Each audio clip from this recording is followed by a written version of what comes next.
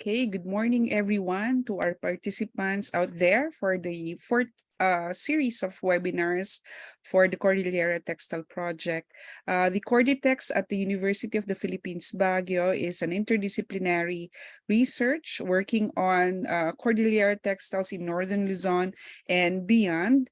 And we also have some of our colleagues from other universities that we invited for lectures about textiles and its relationship to Northern Luzon and also to Philippine textiles. For our first webinar, we had our textile conservators from the Dresden Museum in Germany and also from Glasgow University. The second webinar was on the Tivoli textiles. We have a cultural bearer presented the stories on the Tivoli textiles. And we also have the third one on Ifugao textiles, on the Ikat of the Kiyangan in Ifugao.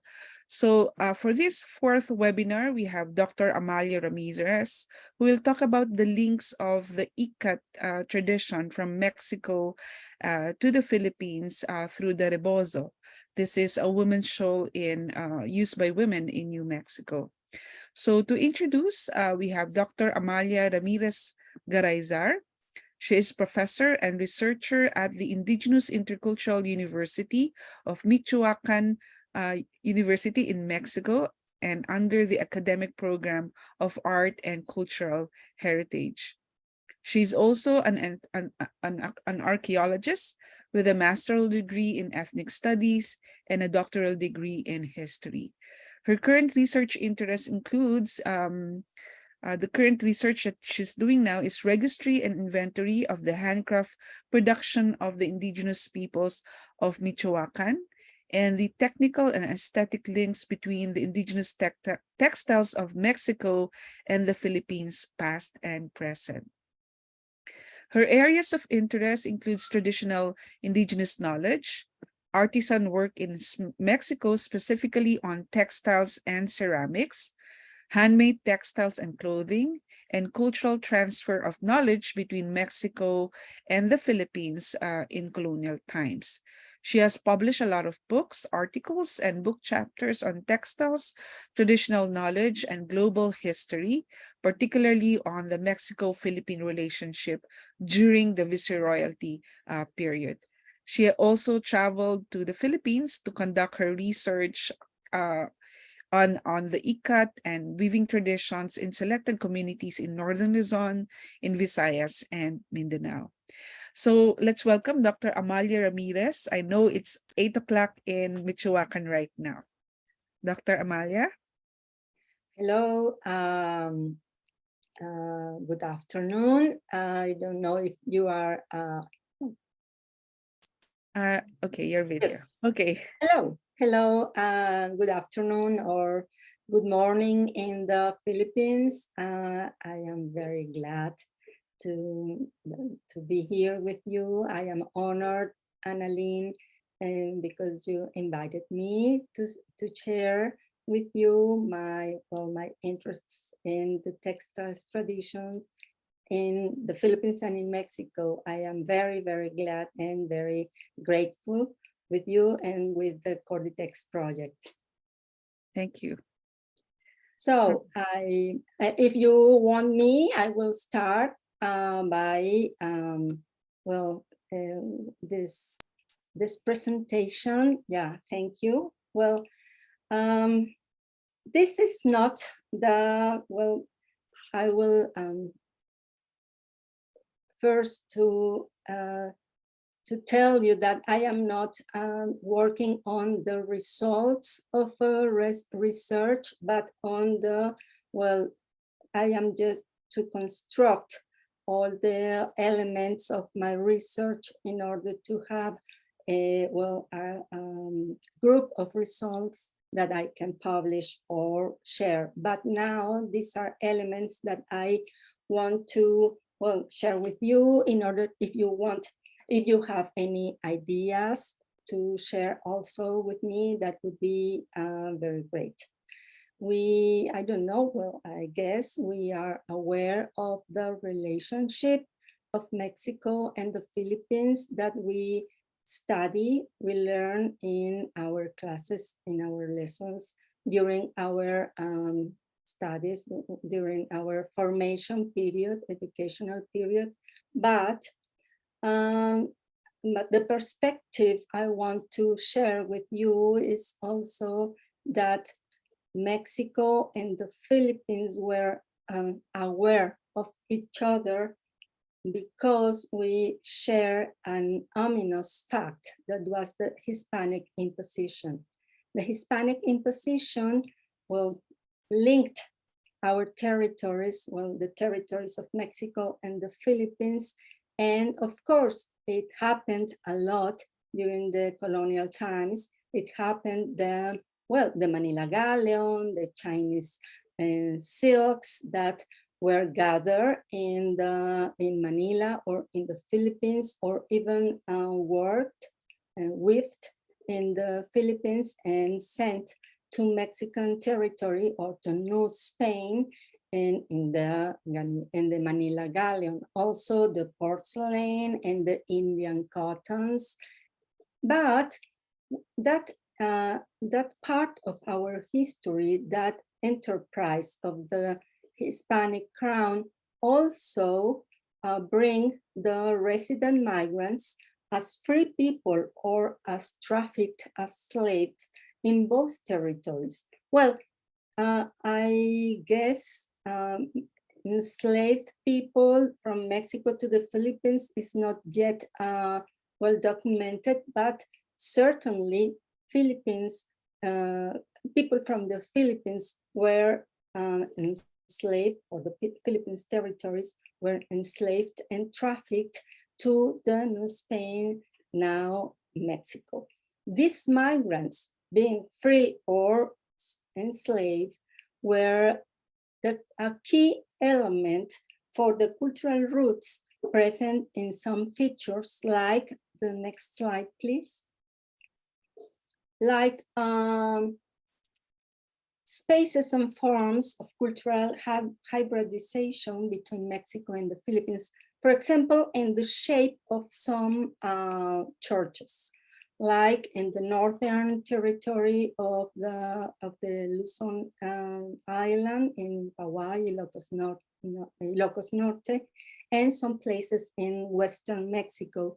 We can find some elements that we can share of that cultural hybridization. Next. These are like the forwards, right? Next slide, please. Food, right? What in Mexico are very popular, the tamales, and I guess in the Philippines, well, I know they have several names, terms, but I guess you call them bobotu. So it is also a link with our cultural roots. Next. Well, binatog. And in Mexico, it's a very, very ritual and important food that we call pozole, which are based on the same elements of the corn seed. Next. And cockfights. And this element is very important also in Mexican culture and traditional culture and rural culture, and is clearly a cultural hybridization from the Philippines to Mexico. Next. And I guess it's the final forwards for my point on textiles. Tuba in Mexico, in a very specific region of Mexico called Colima, is a very popular drink. It's not an alcoholic drink in Mexico. It's only the sap of the palm tree, but Mexican scholar that documented the history of tuba in Mexico went to the Philippines, and well, she discovered that it's the very, very, very same process and very same instrument and tools that Mexicans and Filipinos for the, I'm sorry, for the tuba production. Next. Well, as I said, these are 4 words for the textile traditions that I am discussing here, and specifically a piece of garment that is very important to as a traditional garment of women in Mexico, of Mexican women, which is a shawl, and we call it the rebozo. And for this, I will, well, my investigation, my research, and has, I know, several years, have started several years ago, and I used a very various methodologies to find not the origins, but the earlier stages of Rebozo in Mexico with iconographic and documentary and textile and living ethnographic sources. So I used a mixed cocktail of methodologies in order to find, well, the early pieces of Mexican Rebozo and the links, the cultural links of this garment. Because Rebozo as a garment, as a piece of garment, as a shawl, it is not part of the indigenous Mexican traditions or the Spanish traditions.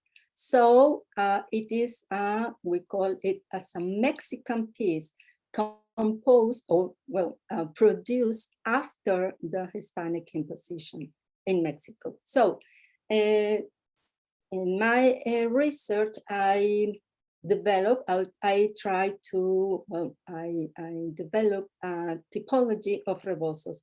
In this search of iconographic and documentary and collections and textile collections and ethnographic sources, and that I made a typology. And what I found was a great diversity of structure and color and materials and ways of productions and even ways of use, past and present in Mexico. So in this case of the technology, there are, as I said, different technologies with different materials or threads, from silk to cotton to wool to, well, in the present to industrial silk, and different types of looms and even different modes of production, from the domestic backstroke loom weaving, which is, well, very, it is still woven in these times nowadays, but also to the obraje, which is a factory-like production system that was in the colonial times. So it's like a very kind of industrial type of production of rebozos also in the colonial times. So as I said, I want to remark that it is not an indigenous piece of garment, like well, the rebozos like we and that I studied. So one of the questions that I made also with other scholars in Mexico is, what is the origin of the rebozo? Because it's not a piece of garment that was of Mexican root, nor Hispanic. So next, please, next slide. Well, first I want to show you this shawl. This is artist, painter Frida Kahlo, a very iconic and famous artist from Mexico, and she is wearing a rebozo. If you see, even it is a black and white picture, she is wearing a Rebozo de Jaspe, which is an Ikat dyed rebozo. Next, please. First, when this is another forward. When I started investigating and searching for rebozos, I was not interested on the history of rebozo. I was interested, and I conducted an ethnographic research on the rebozos that Purépecha women from, indigenous women from the state of Michoacan, where I live, they wear. So when I came here to Michoacan, I noticed it was very obvious, it was very noticeable that the indigenous women of Michoacan wear rebozo every day and in every occasion. As you see in this picture, though all of them are wearing different types of rebozos, some of them, the one in the center, are rebozos de Jaspe, Ikat dyed rebozos. So that was my first interest. Why these women use this piece of garment? Not why, but it is a very solid part of their dress. So that is the beginning of my investigation. Very a lot of years ago, maybe more than 25 years ago. So next, please.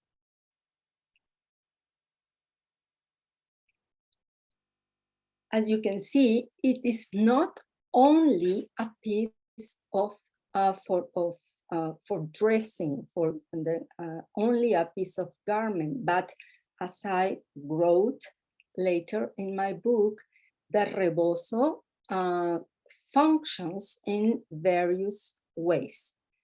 So if you can see in the image in the left, the woman is carrying her baby in her back with the help using the rebozo.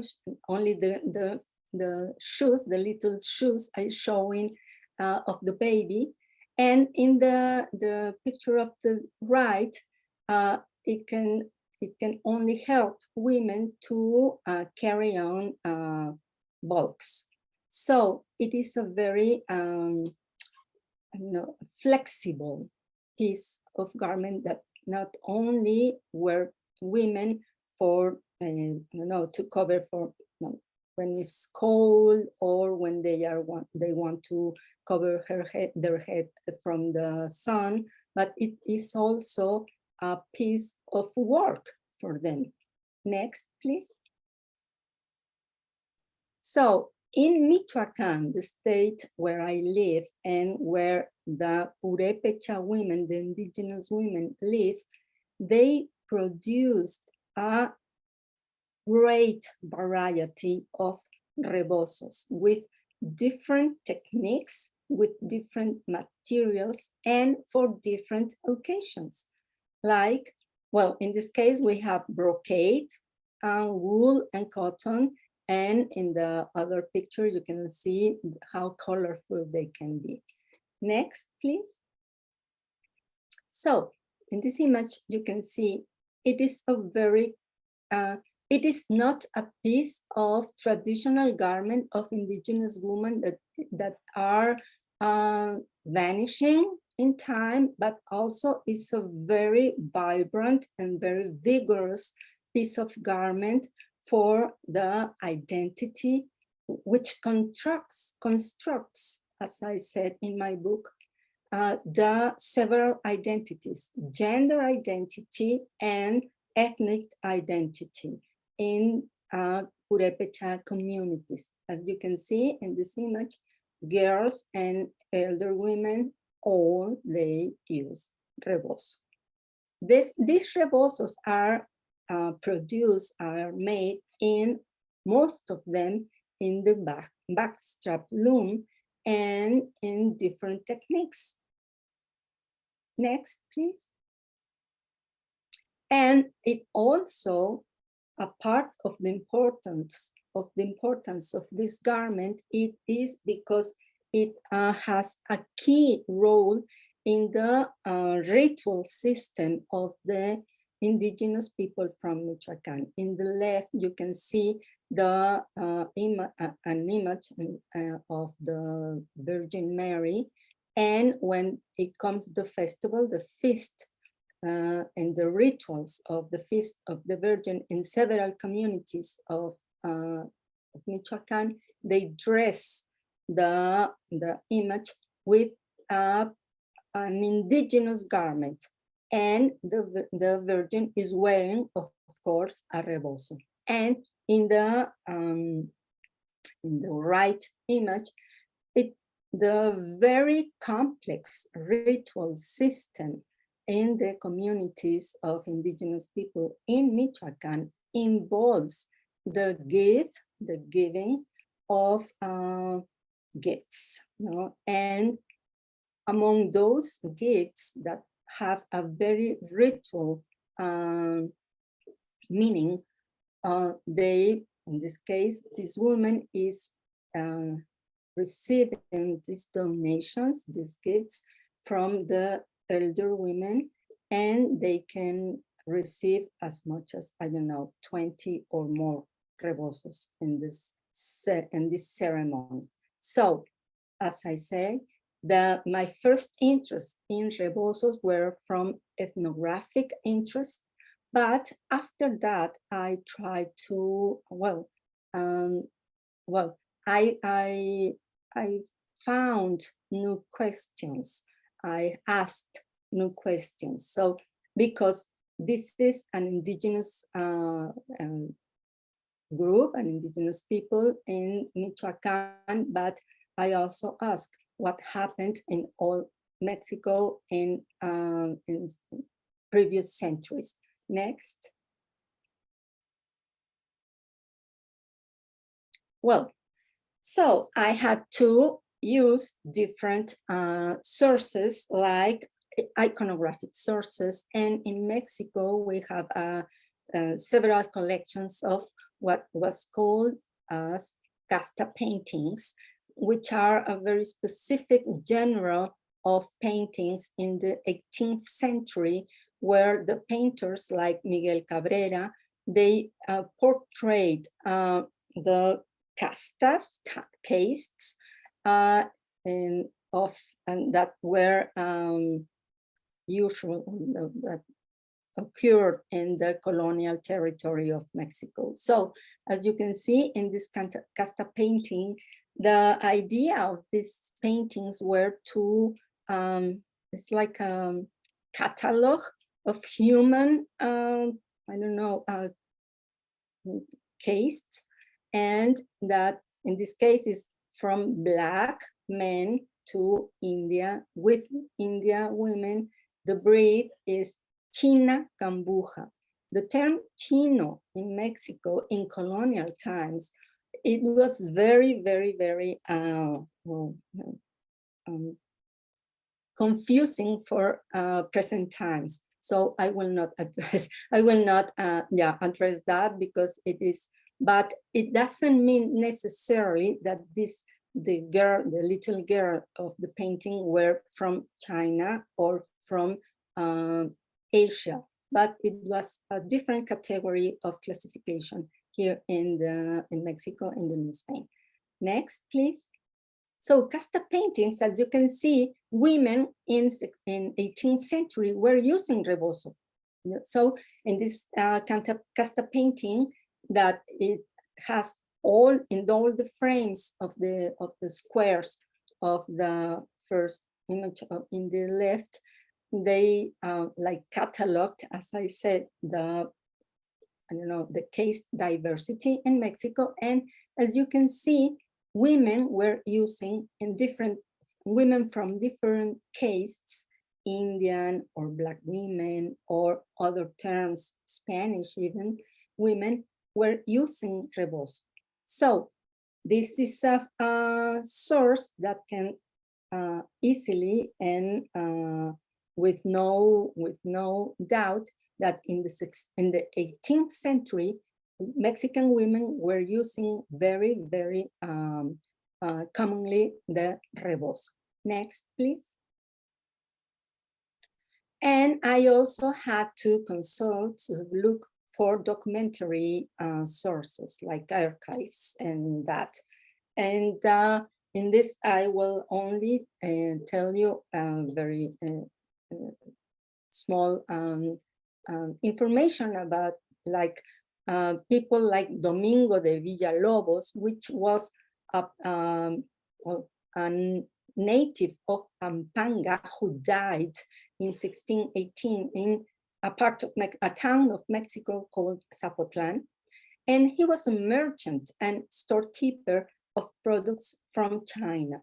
And when in Mexico, in that times, they said, when you find this term, products from China, it is not necessarily the China, only China as a country, but that was, and the translation in these times could be Asian products. So, and even among them, he would sell naguas de Pampango. Naguas is a word for skirts. So this native of Pampanga were selling skirts from Pampanga in Mexico in the 17th century. So the documentary sources also are used to construct this, this corpus of ideas and materials in order to develop my research. Other guy named Juan Alonso in 1597, in the 16th century, he was also Chinese, called as Chino. And when we call Chinos in the Mexican territory, it is also like products of China. They might be very probably people from the Philippines, and he lived in a place called Sultepec. Why I am telling this now here? Because Sultepec in colonial times was very well known as a place where rebozos, the finest rebozos were made. The finest silk rebozos were made. So these are sources that we can have, that help us to construct an argument in order to find these links, these cultural and links that I am referring to. Next, please. Also, we have, sources like Rebozos, as I said, the term China or Chino in Mexico is a very polysemic term. And in the 19th century, Mexico became a free nation in the early 19th century. So this is an hemerographic source and called The Mexican Painted by Themselves. And in this page, the China was more like an archetype of a working woman. So in the 19th century. So the lithograph that is with the text shows a woman with also wearing a rebozo. Next, please. And in the first early stages of the 20th century, Mexican Revolution became a very important point for the developing of the idea of nation as Mexicans. And in this revolution, women were central in this part of supplying food and welfare and a lot of things for the fighters. And you can see in this picture of the early 20th century Mexico, women wearing rebozo. To this point, I can summarize that from the 17th century to nowadays, women are wearing rebozos. Next, please. That I found this image in a book about the casta paintings, and it came to my attention that this woman is wearing not only a rebozo, but an ikat dyed, very clearly tie-dyed, warped rebozo in the 18th century. So when I made my typology of rebozos and the history of the rebozo in Mexico, this type of rebozos were very, very rare, very strange for me. So this is the first image that I can find in Mexican iconography of Ikat rebozos. This is the 18th century. Next, please. And the other sources that I researched were the textile repositories, textile collections in several museums in Mexico and in other countries. So this is a piece of a rebozo de jaspe from the 19th century. Those are the earlier rebozos that I found in collections in Mexico, maybe from late 18th century, but more certainly the 19th century. As you can see, this is a very complex ikat because it's, it is made in several shades, or several dyes in the same thread. So it is a very, very complicated, very intrinsic, very complex technique of tie-dye. So jaspe in Spanish means jasper, which is like a shade, a different, like a blurring shade of a stone, or in this case, of a textile. So the term rebozo de jaspe defines the tie-dye, the Ikat rebozo. So this is one of the earliest rebozos in collections in Mexico. And as you can see, it's very colorful. In the, I can say that in the 20th century, and the complexity of the tie-dye decreased, and it became more monochromatic pieces. Also very luxurious, but more monochromatic. So this is a very interesting piece because it's very polychromatic, but it's polychromatic, and it is very difficult to achieve and in a dye technique. Next, please. This is another rebozo, which from the 19th century also, which is in a different museum in Mexico, the National History Museum. Next. And this is a different one. This is monochromatic, but I want you to, I ask you to remember the pattern, the iconographic pattern, the decorative pattern. Next. Well, from there, I started the research on the production of rebozos de jaspe in present day in Mexico. So I came back to the ethnographic sources. So this is in a place in Michiocan, not indigenous, but a small city called La Piedad. And what you see in this image is like a table with two benches, and the white part on the table are threads. Next, please.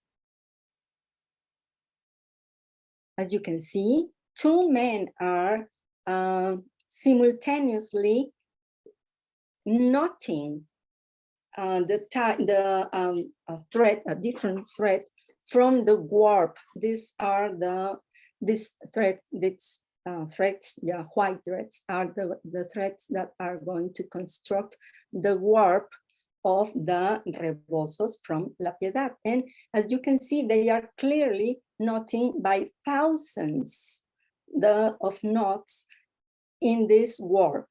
Next. After that, they dye those threads. So, and after dyeing, the dyeing process, they extend again these warp threads to dry in a yard, right? Next. After the threads are dry, another artisan, another specialist is using a kitchen knife, as you can see, to cut the knots that they and that the other men used, put on the thread. So he is cutting those knots. Next. As you can see, by cutting, well, you can see some threads that also has been already cut the knot, and you can see the white part. That part is itself the tie-dye, and that will make, when in the weaving procedure, in the weaving process, this jaspe-like design of the rebozos. Clearly, if you know about the the Ikat from the Philippines, clearly Mexican Ikat is much more tiny. And the figures, the decorative pattern is much more tiny. It's not as big as in the Philippines. So this is a very, it's a very clear difference. Next. After this process, they can also, can start weaving the rebozo, using, placing some threads in the, in a part of the low part of the loom, and the jaspe threads in the upper part of the loom, so they can weave all together. So the weaver, it's not only weaving in a mechanic process, but he is like mixing the threads in the given pattern. Next.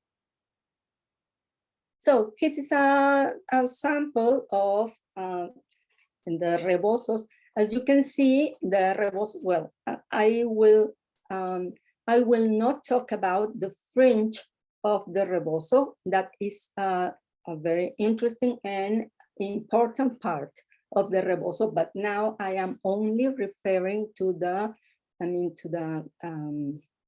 to the cloth, not the fringe. But as you can see, the cloth of the rebozo has this pattern that, like scattered dots, white dots, that were obtained, as I showed you with the images. Next, this is in La Piedad. Next. This is in another part of Mexico. These are different, well, the process is almost the same, but different patterns and different material. These are cotton, 100% cotton rebozos. And the next, these are the Santa Maria rebozos. As you can see, these are more complex in the pattern of the Ikat, of course. And in Mexico, this place is by a very interesting history that I cannot tell you now because it would take a lot of time. Santa Maria is considered as the cradle of Rebozo in Mexico, even though it is not a certain fact. Santa Maria, it is not the cradle of Rebozo, but popularly is known as that.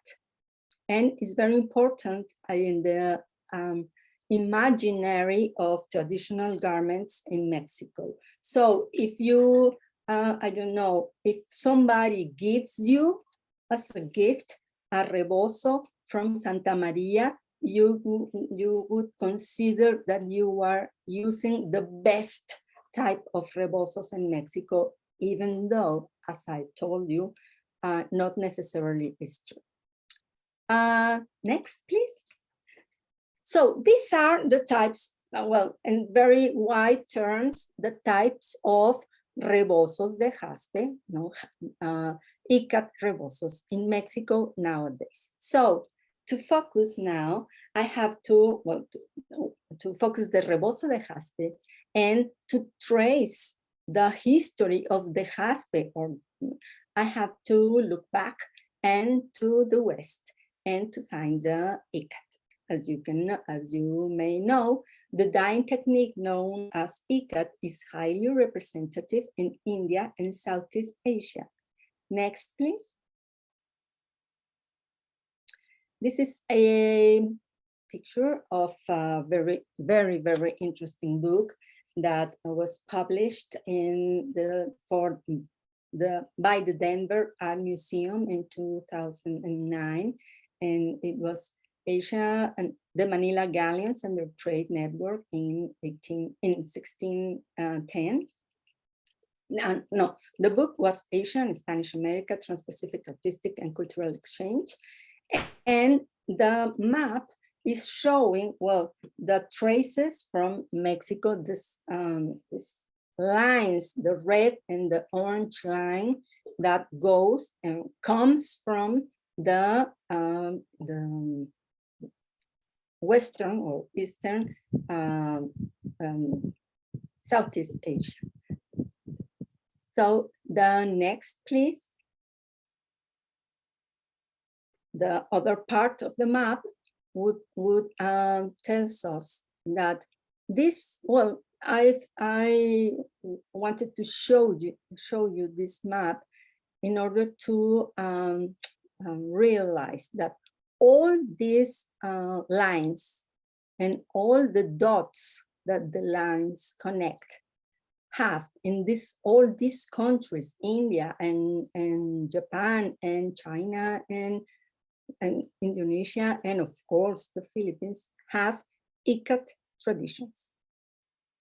So, like the map, to find out, to find the source of the Mexican Ikat is of course very problematic, but we can start by the Philippines. Next.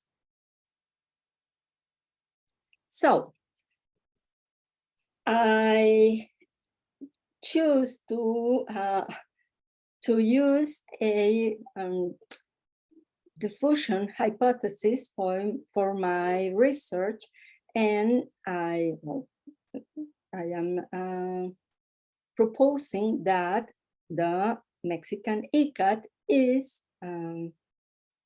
linked or can be traced to the Southeast Asia, and not particularly from the Philippines, but also the Philippines. So it is a stylistic tradition, the research works.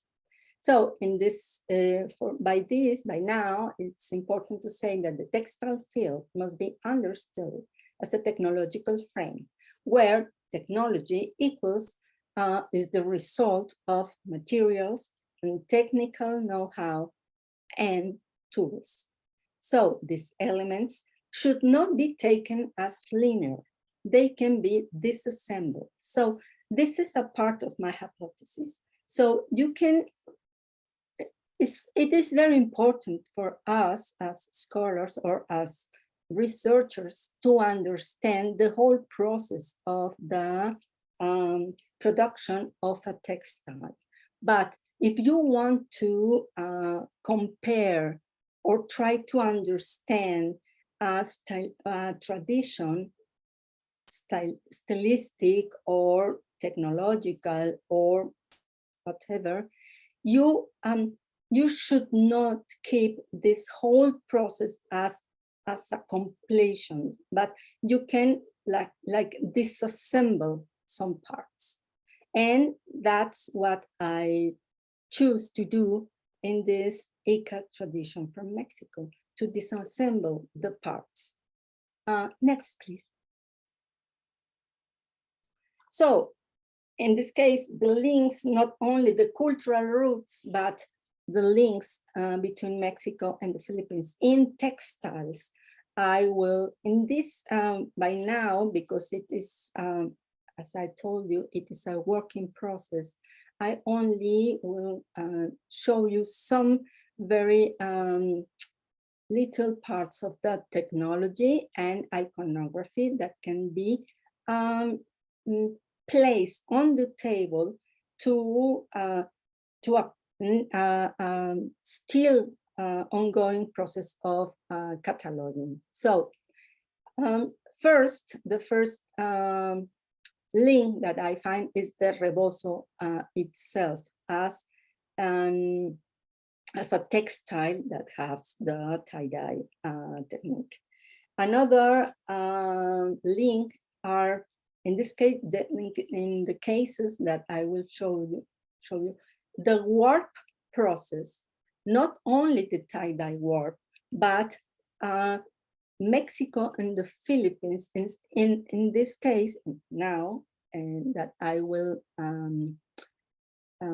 talk about the ethnographic sources, again, in the Philippines, that as Dr. Annalyn Salvador said, when I went to the Philippines, I traveled and I tried to understand and to work with weavers and particularly weavers from north and central and southern parts of the Philippines. So some parts of the technology caught my attention because of the seamless because of the very similar parts they have with those that I know in Mexico, like the warpers. What is a warper? It's a tool that helps a weaver to arrange the thread in order to later can be woven. So the some warpers in the Philippines and in some parts of Mexico, not all over Mexico, but in very specific parts of the Philippines and in very specific parts of Mexico are identical. And another link that I am working on is the linguistic, but well, I am not working on linguistics because I am, as you can hear, I am very bad and with my linguistics, I don't know, to speak another language of Spanish, but are some terms in this case in the Ilocano language caught my attention, and I will tell you then why. Well, the warpers, as I said, are a very specific tool for a very specific process. And can I have the next, please?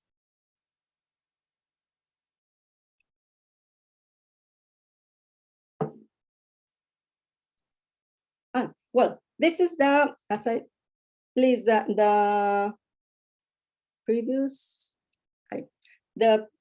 one, please. I'm sorry. When I said about the iconography in Rebozos, now please show the next. As you can see, there are similarities in some iconography. Next, please. So the X and the well, this diamond and X figuring that is very. I found it in almost all over the Philippines. It is very unusual in Mexico as a pattern.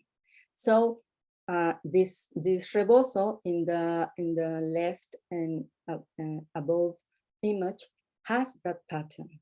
So even though it is not a actual rebozo from this time, but it's a 19th century rebozo, it is important to in order to trace a pattern, well, at least a very similar pattern in both parts, in both textiles. The right picture is from a I guess it's a Malone. It is from the Textile Museum in Washington. I guess I am very sure. I am almost sure, and it is an Ikat dyed piece, a Malone from. I guess it's from Marawi or from Maranao. I don't remember well, but I choose these images in order to show the iconography similarities. Next, please. The warpers, as I told you, this is a woman from Michoacan. The only place, well, in Michoacan, these weavers they have this unique type of warper that I am referring to. So she is arranging the thread in this warper, and after that, she will weave the threads. So it is like a long stick with two small sticks in the points, in the parts of the, how can I say, when it's like an eye, in eye shape. So this is a very particular warper in Mexico. It is not at all common. So next, please. This is almost the same. This is not the best because I have found the same type of warper among the Iboli women in southern Mindanao. So it is not at all common, no, as I said, in Mexico. And I don't know if in other original people or in the Philippines, they have the same warpers, but I didn't see them when I went in the northern part of the Cordillera or Luzon. So for me, this is a similar tool that can be put on the table to start like the conversation of the links. And the iconography, as I said, is a part, the warpers. And the third part that I told you is the word in Ilocano, agatoli. Agatoli, as I was told, means to starch. You know, the thread, in order to be woven, you can use a kind of starch to make the thread more solid or more suitable to be woven. So the word agatoli, it is in the Ilocano language. It is very related, and also if you look to the vocabulary, comes from not a Spanish word, but a Mexican, a very specific Mexican language that is Nahuatl and means atole. So the same word, well, like enatolar or atolar in Mexico means the same process, to starch the thread. So it is a very specific linguistic use of a weaving process, of a textile process that I cannot disconsider in order to, well, as I said, put things on the table to start the discussion. Next, please. And of course, the backstrap loom that is found in several places in the Philippines and of course in Mexico. Next, please.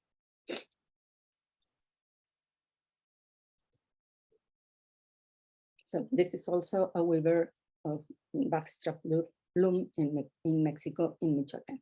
Next.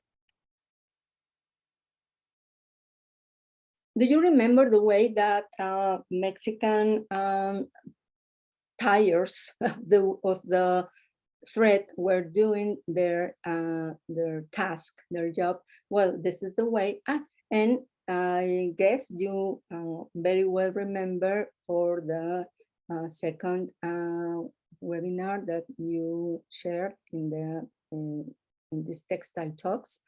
So it is a very specific way of dyeing, and it's a horizontal frame, which is not the same as in the, as I saw in the Northern Cordillera region. Next, please. In this case, this is a picture of the in Kiangan, yeah, in the Ifugao region, and as you can see, the threads are disposed in a vertical frame. So, but also it's a very, well, tie-dye is the same process, but you can find several ways of achieving to that. Next, please. So, is there a Cordilleran link? Cordilleran link for the Rebozo? I don't know if it's that evident. I want to share, well, I want to believe that linguistics and tools can tell things, we can find, we can search further and deeper and find an evident link for that. Not necessarily the Ikat is the only source of similarities, but the expression of the tradition is wider than I first considered. And that is a very important fact for me. And next, please. Well, these are the places that I had been when I went to the Philippines a whole year. Next, please. As I said, I was very, I had the privilege to be in very different places, all places linked with the textile and important textile traditions. Next. These were the institutions that were so kind with me to receive me. First, the Ateneo de Manila University, but also the University of Philippines and the Museo Cordillera as well, and other very important institutions in the Philippines. Next. And names, well, dozens and dozens of people that were so kind, very, very kind with me during my investigation, that these are only a few of them that I think of you very often, and I am very honored to meet. So, next, please.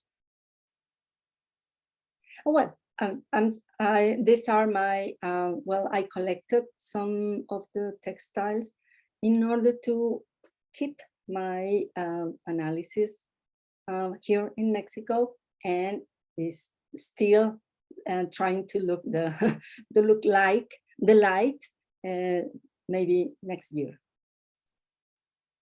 And I guess that's all. Next, please. Well, yes, that.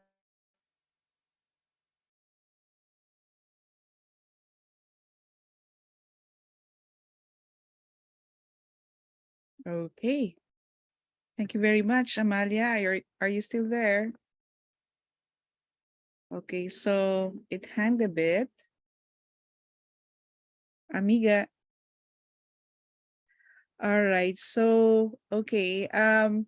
The next session for the webinar is actually the Q&A. So, we thank Dr. Amalia for her presentation, very insightful and very informative, with the multidisciplinary approaches no, in gathering data no, about the Rebozo. Hello. Okay. Fantastic. Okay, thank you, Dr. Amalia, for the very informative and insightful presentation this morning about the Rebozos and the link to our Philippine Ikat tradition. No? So thank you so much for your presentation. Now we now open the floor for some questions from our participants. We have participants from the US and Spain and Mexico, and of course in the Philippines. So thank you, even from a different time zones. Okay, so are you ready, Dr. Amalia, to take in questions? Oh, yes. All right. Yes, okay, so let's start with so Dr. Florina Capistrano Baker is in our audience. So this is the question. It's on the Q&A chat. Okay, so let me just read that. So in one of the Irene Emory Textile conferences in 1979 or the early 1980s, one of the papers suggested that the Rebozo derives from the Indonesian selendang, whose ikat patterns are smaller and closer to Mexican patterns you showed, such as from Santa Maria. How would you connect this theory with your theory about Philippine origins vis-a-vis the close relationship between Indonesian and Philippine ikat and their common origins in India? Thank you. well, Dr. Capistrano, I am a fan of Dr. Capistrano. I have read some of her works. I don't know if all of her works, but they are very influential. It is a very dark spot in that matter. I am not as how can I say? If only we can we choose to use iconography as a source to sustain a hypothesis, that would be a very good hypothesis, that the links between Indonesia and Mexican ikat. But I've chosen not only rely on iconographic sources, but also because it is very difficult to find documentary sources, archive sources, and that mention specifically the Indonesian origin of any Asian in the New Spain. So it is very difficult to trace that. The works on scholars that have traced the Asians in the New Spain or in Mexico, they well, they address that. It is very difficult to trace more than from people, other than people from the Philippines, where they are used to show the place of born of some of the citizens of also, or some of the subjects of the crown in Mexico, from from Pampanga or from Manila or from Cebu. So it is a very blurry area to name people from other places than the Philippines, even though we know they went to Spain in this Manila garment trade. So it is, I choose not to rely only in the iconographic and the patterns like the only source, but that would be a very interesting hypothesis. That is very interesting. And also I would add that the DNA researchers that are working in Mexico on Asian, well, on population in Mexico, and they have found that some of the Mexican, in some areas of Mexico, and very specific areas where the galleon arrived in Acapulco, the DNA traces of Asian origins, they show more Indonesian DNA than Philippine DNA. So that is another element to the discussion that I am not yet ready to bring, but certainly we can. It is not a closed door. Okay, thank you, Amalia. So there's a follow-up here or a comment from her as well.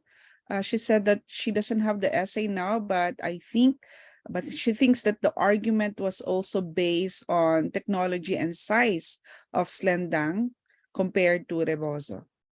Oh, and yeah, that piece of garment is an upper garment. So I guess so. It is the Philippine tradition of textiles. It is not very how can I say, abundant on upper garments of covering, not only like blouses or jackets. So yeah, the structure itself of the garment, that is well, it is more like some of the Indonesian garments, but I am not yet in that point. So I will trace that. Okay, so she said apparently Indonesian and Indian textiles were also circulating in the Trans-Pacific trade. Okay. Yeah. Well, my point is I choose not to trace the pieces, the textiles itself, but the tradition of production. So which is my point is that traditions are in human minds and human hands, not in the garments itself. So people, for my research, is more important to find traces of the people that could transfer the information and the knowledge. It is my challenge, right? That can be also related with the garments. Well, yeah. Okay. All right. Thank you, Dr. Baker, for that question. So we have a question from Dr. Marlon Sales from the Department of European Languages in UP Diliman. So this is the question. Very fascinating talk, particularly with regard to the Ilocano word for the starch. In Tagalog, at least, the word that is used is almirol. And this almirol word is derived from the Castilian almidón. So it seems that if the word in Ilocano comes from enatolar, it's a derivative from the Nahuatl passing through Castilian. So the question is, do you have any information about the rebozo and the development of the China poblana dress, considering that the story of Catalina de San Juan also traces its origins to Asia? Yeah, the Catalina de San Juan story or legend or myth or history, it has been worked and researched very well by colleagues here in Mexico. It's the idea of the, as I told you, the China name, to name a woman in Mexico in the colonial times as China, it was very, very, it can lead to confusion very often, because China was a caste. China was also a woman from Asia, and China was a prototype or stereotype of woman that had nothing to do with Asia. So in the history of Catalina de San Juan, that the real Catalina de San Juan seems to be an enslaved girl who was sold, trafficked for Spaniard, and lived and worked in Mexico. It's a very specific story of a woman, but became a legend and a myth and a prototype after that girl lived and died in Mexico, in Puebla, in the 17th century. But the legend developed almost a century later and had its own root. So as I told you, China poblana, or the women called Chinas poblanas, were a very specific stereotype of region, the women from Puebla, and of a moral stereotype of women. So you can have all sorts of explanations about the China poblana, but I can share with you, maybe in Spanish. Let me search if there is a text, there are documents on that in English, but I can share with you articles and documents on that. And regarding the Ilocano word, yeah, well, but again, my point is this. I tried in all my theoretical frame in this case, I tried to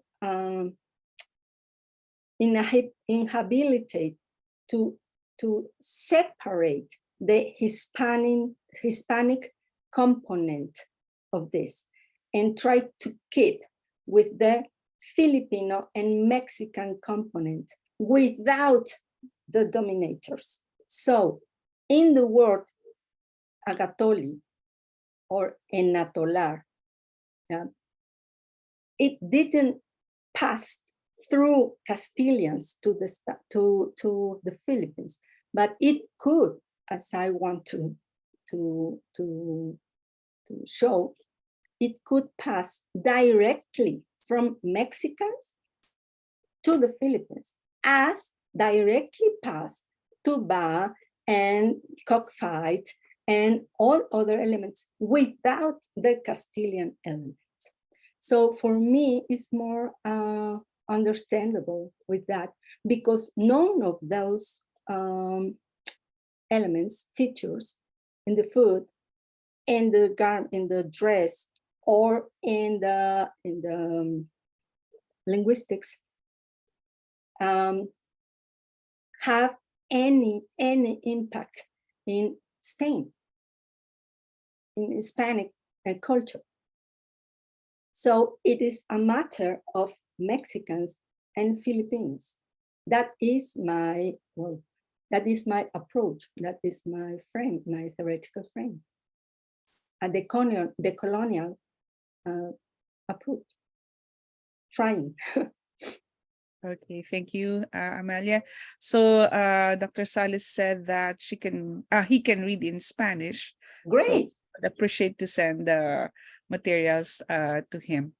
Sure. Okay, so before we have more questions from Gay and Dr. Abaya, I would just like to share something about the winder, the thread winder that you showed earlier from Mexico. But we also have one from Ifugao. Yeah. The Oh yes, yes, yes. winder from Ifugao of Northern Luzon. So when I saw that very long tool that you showed us earlier, so there are also this kind of tool from Ifugao and also in Ilocos Norte. No, there's one there that are being used and also in display in their museums. Oh, And the so name of this interesting. is warangan or walangan. It's a handheld skein winder and holder from Ifugao. It's a small, like smaller than what you showed us earlier. But Just it's the same shape. Yeah, yeah, also the interesting. same shape and the same process of how they wind the threads, but this is shorter for a backstrap loom. Oh, great. Thank you. Thank you. All right, so that's the one that we have. Just to this is at the Museo Cordillera, the current exhibition on textiles. Okay, so now we go back to our questions again, Dr. Amalia. So we have a question from the Gay Shalzita. So she's commenting on the earlier point, no? So she said tenun or hand-woven cloth found in Indonesia are striped cloth, and the Ikat technique is used in part of the stripe design. It's a comment. Oh, can you read the name, please? Because I was not. Tenun. Tenun, yeah. Yeah, it's a hand-woven cloth found in Indonesia. Yeah. Striped cloth. Yeah. And Ikat technique is used in part of the stripe design. So yeah. that's her comment. Okay. Oh, thank you. Thank you, Angel.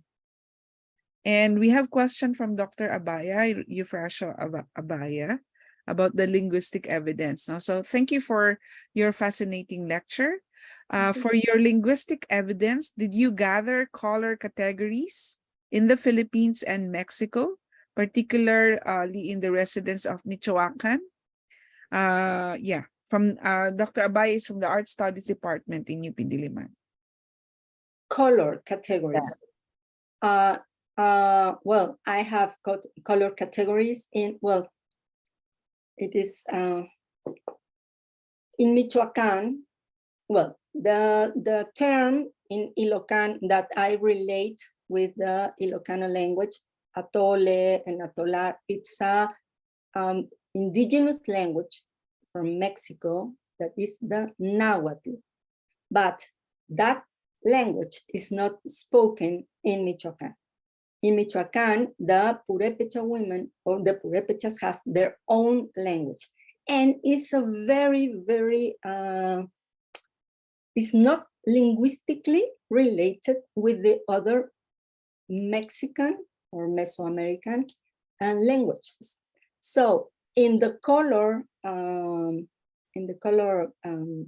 categories, the Purepecha have a few that I know, and that I didn't find any relation with any Filipino language.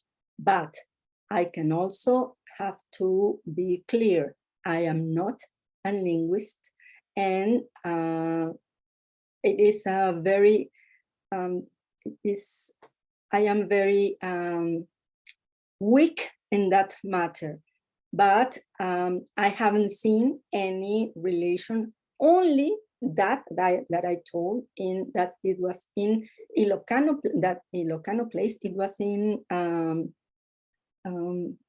it was very close to vegan, and I noticed that because they in that workshop, in that place, with these weavers, they had a like a poster with the names of the process of the weaving process. So it took my attention, the term agatole, and I asked, what did that mean? And because in Mexico, it's atole is a very common word for, well, even it's a beverage and that. So that took my attention. So if that wouldn't be written, I couldn't notice that. So the linguistic, the linguistic part of a research should be and is very important for these connections with cultures, but I am sorry, but I am very, very weak in that part. No? I promise I will be stronger for next, when I go back to the Philippines and to look those beautiful tools that you show in the Museo Cordillera. Okay, thank you, Dr. Amalia. So there's a comment from Gay Jalsita. She's a textile scholar as well. So this is just a comment that she wrote. She said that the hand-woven cloth in Flores, Indonesia looks very close in fiber, finish, texture, and design to the hand-woven cloth made in Kalinga. There is also a word in Bahasa Indonesia, the word Kalinga, which is told is the meaning is north. So the Cordilleras, as north of the Philippines, Bahasa Indonesia shares some common words such as dua, kanan, and barkada are some of these words. And yes, proposally the links exist from trades, no? So yes, I totally agree, because Indonesia and other parts of Southeast Asia would come from this Austronesian connections, no? In languages and in culture. Okay, so we have Dr. Muiko. She also would like to share something of a photograph, and she would explain it as well. So IT Rose, can you give Dr. Muiko access to share her Within the attendees, ma'am. yeah, okay, so I promoted her as panelist, and then please give her access to share screen. Okay. Hi, Christine. Hi. Okay, I'm going to screen. Yeah.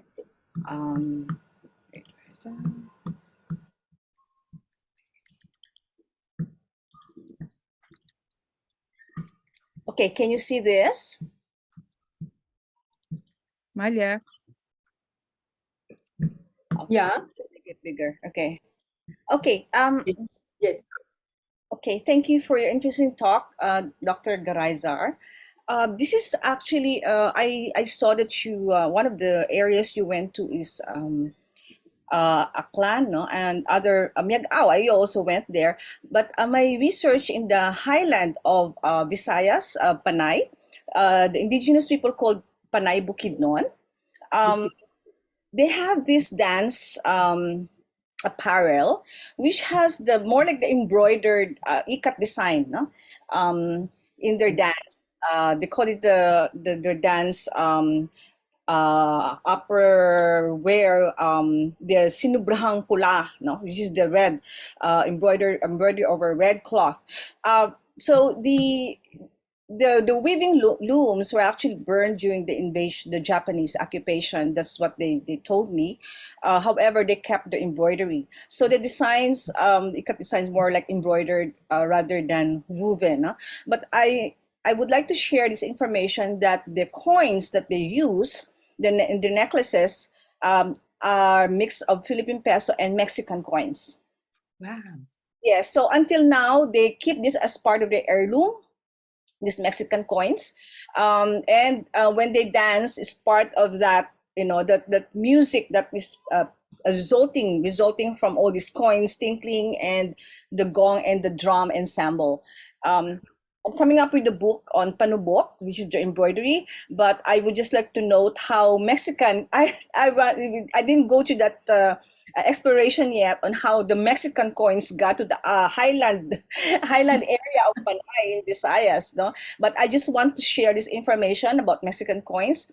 And as to the ikat design, they do more like the embroidery of the ikat design rather than weaving that, no? So they're actually there's a revival of the weaving tradition, but it's really coming in very, very slow.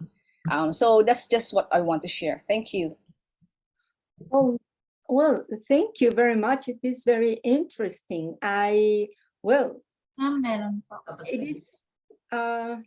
it is fascinating how if we share in this type of this kind of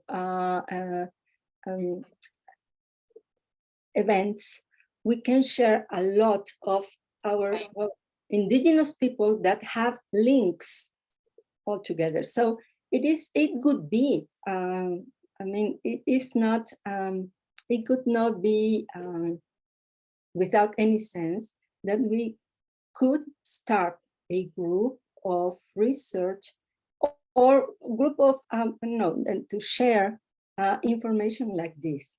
Because as I proposed, we have a lot to find of each other, right?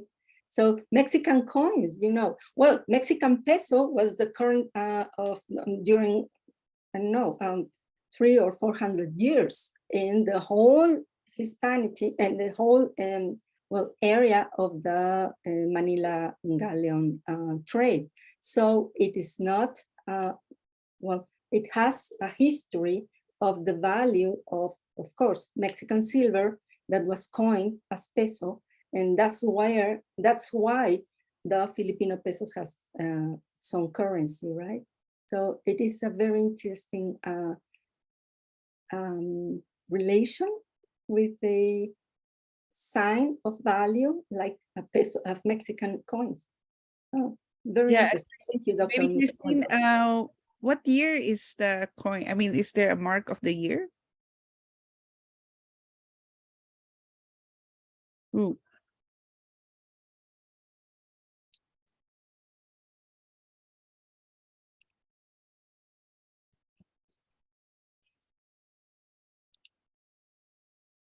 Hi, Christine. A question on if there's a mark of the year.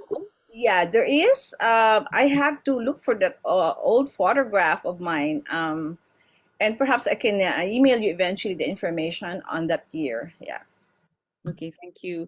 Yeah, so even in the Cordillera, some of the indigenous groups also have some adornments that are made from coins. No, there are Spanish coins, pesetas, no, from trade and all that. So it's also a fascinating aspect of trade relations now with Mexico and Spain.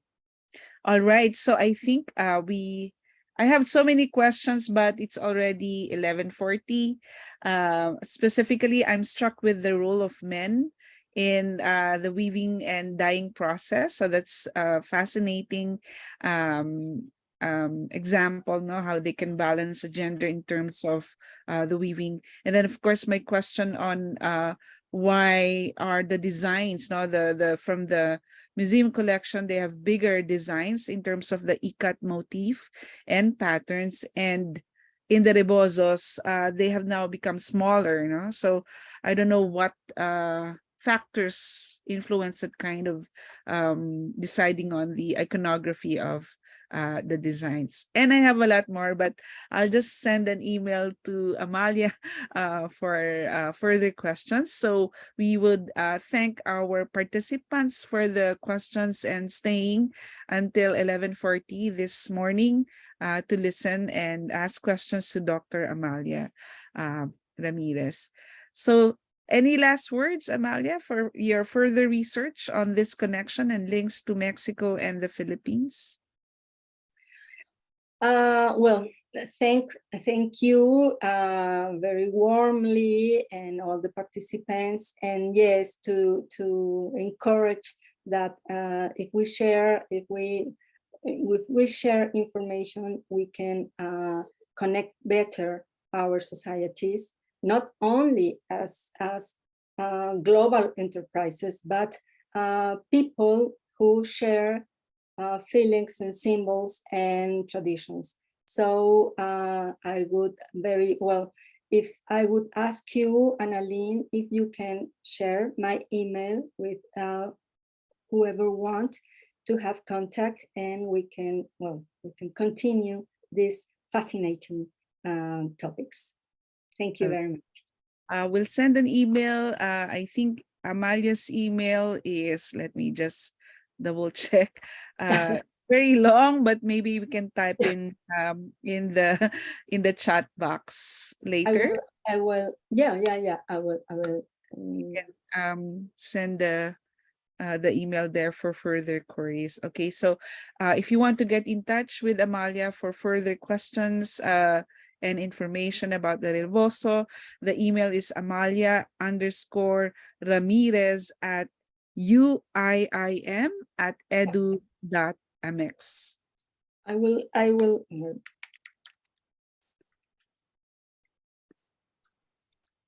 Okay, Rose, can you share Amalia's email? Yes, please, because this Yeah. is my Yeah. chat.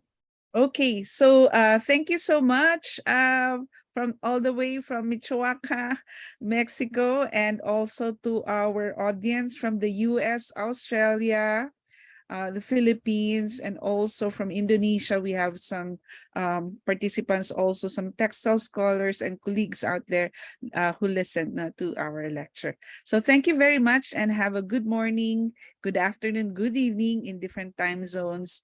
Please stay tuned for our upcoming webinar on textiles next month. So this is done every Wednesdays of each month. No, so we'll send you the announcements and posters and invitation. Thank you very much, and good evening, Amalia. Thank you. Bye. Good morning. Good morning.